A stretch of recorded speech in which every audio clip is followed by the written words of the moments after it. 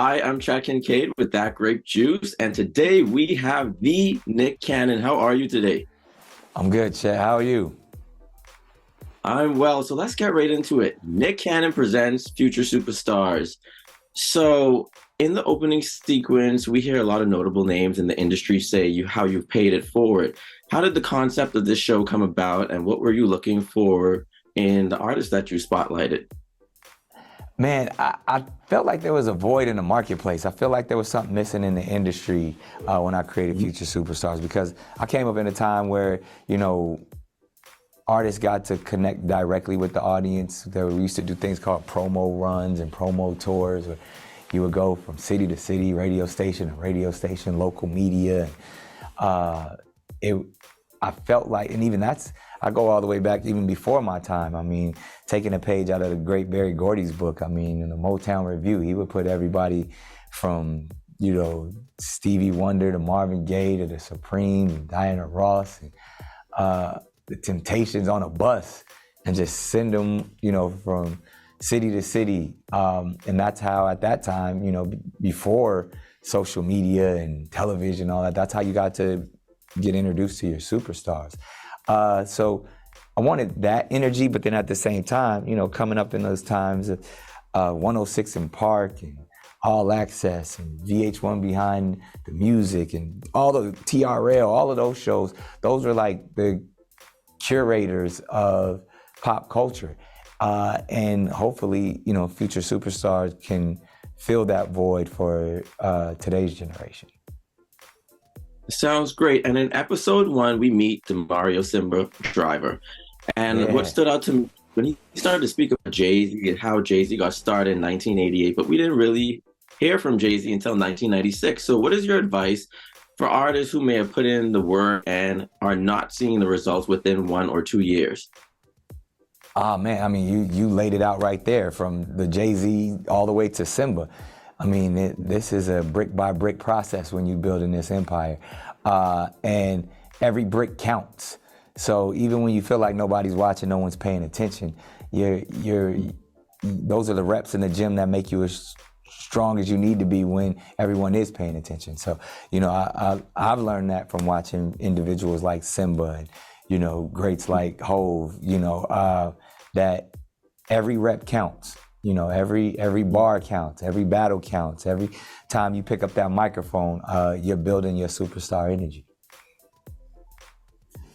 Right, right. And also in the show, in episode two, more so, we mentioned how it is the female rap world, right? Yeah. But unfortunately, there still seems to be this mentality that there can only be one top female. So I go back to thinking like last September, we had Glorilla. Then a couple months later, the focus was on Ice Spice.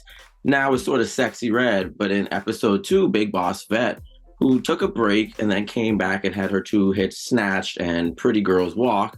What is your take on the high turnover rate with female artists and that window of opportunity, that small window of opportunity to become a star?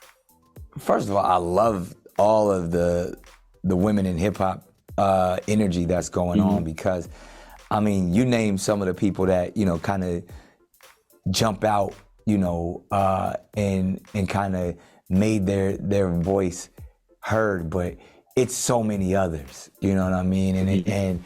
And to me, funny enough, I could probably name more women in hip hop right now than I can name, individual males, just because that's how dominant they are. I mean, we can go from everyone from the Meg Thee Stallions and obviously the queens like Nicki and Cardi, but even the people who still getting it every night like Lauryn Hill and Missy Elliott, and you know what I mean? Like when you just look at the generations of true strong women superstar energy, you know what I mean? Like it almost, I feel like they have more longevity and staying power than a lot of the males in the space because I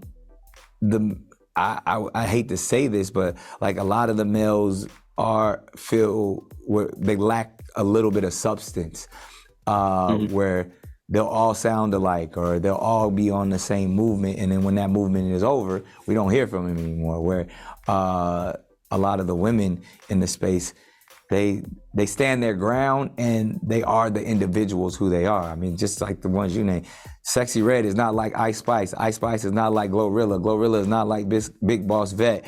You know, Meg is not like Cardi. Cardi is not like Nicki. Like and the list goes on. There's the Rhapsodies of the world. There's the Amarettas of the world. There's so many, you know, the Flo Millis. There's just so many that are just so like prominent in their space and owning who they are and truly unique and individual. So I love it, man. I mean, hip hop is all woman and women are all hip hop. Absolutely. Now, the show is called Future Superstars, and it is hip hop based. But I want to speak about like how hip hop has really been the pop music of the last decade. But as we can see this year, you know, Billboard put out an article, and there seems to be, you know, the music industry shifts every couple of years, every decade. And, you know, we just got a #1 album for hip hop, which was Lil Uzi Vert, which wasn't really hip hop. And then, of course, Drake. So with this shift that seems to be happening, do you feel like there's still, of course, room for a true superstar that is hip hop based? The beauty of it is the world is hip hop. I mean, hip hop is taking over. I mean, and even when you define what it is really the youthful energy. That's where hip hop was designed and created, and it's really what's taken over the world. How you classify it, I mean, it's to each his own. You know, I do believe, you know, that hip hop will continue to be #1 because one, it's our #1 export, you know, here in our country, and it's gone global in a way that no other genre has ever done before. And, you know, that a lot of that is because of, you know, our access and our influence. So, you know, however one's album is classified, and even when you look at a lot of the acts that we have on Future Superstars in season 1, I mean, everybody from Pop Money to Klondike Blonde, like they're all hip hop, but they're doing various forms of it. You know, Klondike Blonde has her punk rock vibe. Pop Money leans a little more, you know, boy band, K-pop, but still hip hop and R&B vibe. I mean, you know, Trey 23 is an R&B singer who is also hip hop. You know, Jilly is someone who has a hip hop, pop star, R&B vibe to her too. So I just feel like hip hop is embedded in everything that we do in every genre. So, I mean, no matter how the charts may classify, hip hop is here to stay. Absolutely. And really quickly before you go, 25 years in the game, you've been around. I've grown up watching you, you know, years in the 2000s. And what's next for you? What is next for Nick Cannon? Man, continuing to build these platforms, man. Continue to take all of the stuff that and talent and gifts that I've been given and hopefully build, you know, for the next generation. And then, you know, still doing movies, still doing my shows and music and stuff. But I feel like now I'm at that space, man. I've been able to graduate and hopefully be that conduit and that curator for, you know, the next generation. Absolutely. Nick Cannon, thank you so much for your time today. It was a pleasure speaking with you. And until next time, take care. My man, appreciate you.